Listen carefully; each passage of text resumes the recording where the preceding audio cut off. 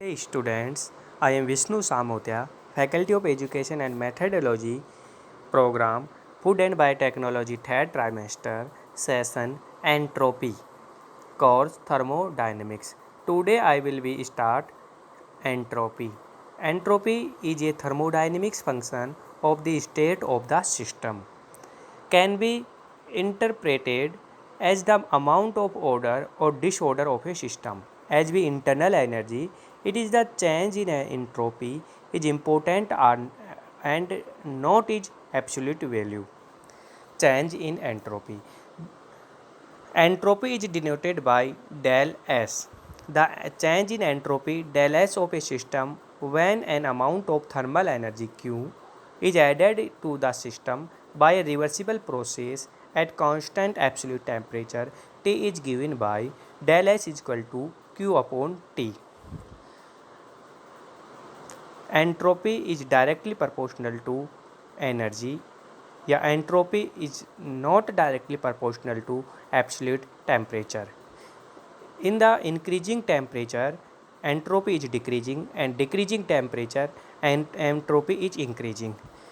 Thermal energy is directly proportional to entropy. तो entropy thermal energy के directly proportional होती है और टेम्परेचर के इन रिवर्सली प्रोपोर्शनल होती है। ठीक है, तो एब्सोल्यूट टेम्परेचर जब इंक्रीज होगा तो एंट्रोपी डिक्रीज होगी और एंट्रोपी डिक्रीज होगी तो टेम्परेचर इंक्रीज होगा। ठीक है, तो ये तो इसकी एनर्जी और एंट्रोपी के बीच में रिलेशनशिप होती है। और ये थर्मोडाइनमिक सिस्टम, एंट्रोपी एक थर्मोडाइनमिक सिस्टम है, इसमें अपन अमाउंट ऑफ ऑर्डर और डिसऑर्डर ऑफ द सिस्टम्स। ठीक है, इसके बाद में अपन बात करते हैं एग्जाम्पल्स। एक एग्जाम्पल लेके अपन कंपाउंड की या किसी हीट इंजन के में कितनी एनर्जी अपन को पास से एंड कितनी एंट्रोपी अपने पास एब्जॉर्ब होती है, उसके लिए अपन एक एग्जाम्पल ले रहे हैं और उस एग्जाम्पल के थ्रू अपन उस कंपाउंड की एंट्रोपी निकालेंगे, मतलब उसे इंजन की हीट इंजन की एंट्रोपी निकालेंगे। ठीक है, तो एंट्रोपी का फॉर्मूला क्या होता है, del H equal to Q upon T. तो फॉर एग्जांपल, ये एक एग्जांपल बता रहा हूँ, ये heat engine removes 100 joule each cycle for में heat shores at 400 Kelvin at excited at 85 of a thermal energy to a resource source and 300 Kelvin compute to change in entropy for a shorts temperature. तो ठीक है, तो अपन को एक shorts का temperature दे रखा है और उसमें एक एनर्जी रिमूव, कितनी एनर्जी एक हीट इंजन रिमूव कर रहा है वो सब कुछ दे रखा है। तो अपन को उसको अपन को क्या करना है, उसकी अपन को एंट्रोपी निकालनी। तो एंट्रोपी का फॉर्मूला होता है क्यू अपॉन टी। क्लियर, तो क्यू अपॉन टी, तो del S equal to Q upon T. अब कितनी एनर्जी है, 100 जूल और कितना केल्विन टेम्परेचर, 400 केल्विन, डिवाइडेड किया तो अपने पास आंसर आ गया। ऐसे अपन को जैसे हॉट का निकाला वैसे कोल्ड का निकालना है। कोल्ड में वो 85 जूल दे रखा है, उसमें 300 केल्विन टेम्परेचर दे रखा है, उसको डिवाइडेड किया और अपने पास जो आंसर था वो आ गया जूल केल्विन इनवर्स में। Clear, therefore the increases is in entropy of A cold source in greater than decreases of the hot source. देखो, कोल्ड सोर्स की एनर्जी एंट्रोपी एनर्जी डिक्रीजेज हो रही, इंक्रीजेज हो रही है, और हॉट सोर्स की एंट्रोपी डिक्रीजेज हो रही है। तो अपन ने रिलेशनशिप क्या पढ़ी थी, del S equal to Q upon T. अब देखो, उसके अकॉर्डिंग अपन ने दो टेम्परेचर की निकाली, एक तो हॉट वाला था और एक आता कोल्ड वाला।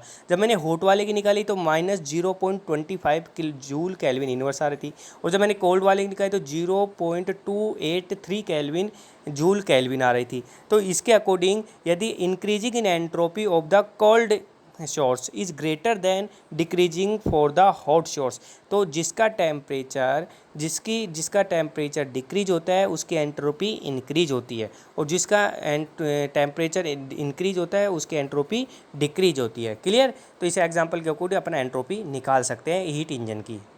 उसके बाद में examples of ideal gas, entropy of ideal gas. ये expansion for the entropy change of ideal gas can be obtained form equation del H equal to D upon T plus P D V upon T in equation first, और D H equal to D H upon T minus V D P upon T in equation number second by the employing the property relations for ideal gas bye substituting D V equal to C V D T. तो यहाँ पे heat capacity C V and P equal to R T upon V into equation first differential entropy change of the ideal gas becomes D H equal to C V. देखो, C V की definition क्या थी, C V equal to D S equal to D U upon T plus P D V, तो अपन को इसको सी we भी लिख सकते हैं, मतलब हीट कैपेसिटी एट वॉल्यूम, ठीक है। तो C V equal to D T upon T plus R D V upon D T, ठीक है, जो कि इन दिस एग्जाम्पल जो मैंने इसमें लिख रखा है उसके अकॉर्डिंग आप इसको देख सकते हो, क्लियर। उसके बाद में in entropy change for the process of obtained by the integrated and relationship between the end state, इसका जब जो अपने पास इक्वेशन 2 थी उसका इंटीग्रेशन करेंगे, इंटीग्रेशन करने के बाद में अपने पास इक्वेशन थर्ड आती है, तो थर्ड है C V D T upon D plus R L N V two upon V one in equation third, clear. तो ये हो गई अपने इक्वेशन सेकंड का इंटीग्रेशन करने के बाद में इक्वेशन थर्ड। अब ये second relation of entropy change of an ideal gas is obtained a similar manner by substituting D H equal to D C P D T and V R T upon P into equation number 2। Equation number 2 are integrated, the resulting is del S E C P D T upon T R L N P one upon P T in equation number 4, clear. तो जैसे अपन equation number 2 को divide करके solve करेंगे तो equation number अपने पास 4 आ जाएगी, जिसका integration करने के बाद में, ठीक है। जैसे इक्वेशन नंबर 4 आती है उसके बाद में equation number 3 and 4 we see that the constant volume pressure, constant volume pressure, ठीक है। तो अब देखो कांस्टेंट वॉल्यूम प्रेशर, तो del S equal to C V upon D T upon T, तो C V equal to L N T two upon T one. The for constant pressure, तो pressure को constant कर दिया तो C P D T upon T, तो C P L N T two upon T one. In the isothermal process del S equal to R L N V two upon V one equal to R L N P one upon P two. ये हो गई equation in isothermal process in constant volume and constant pressure in entropy system.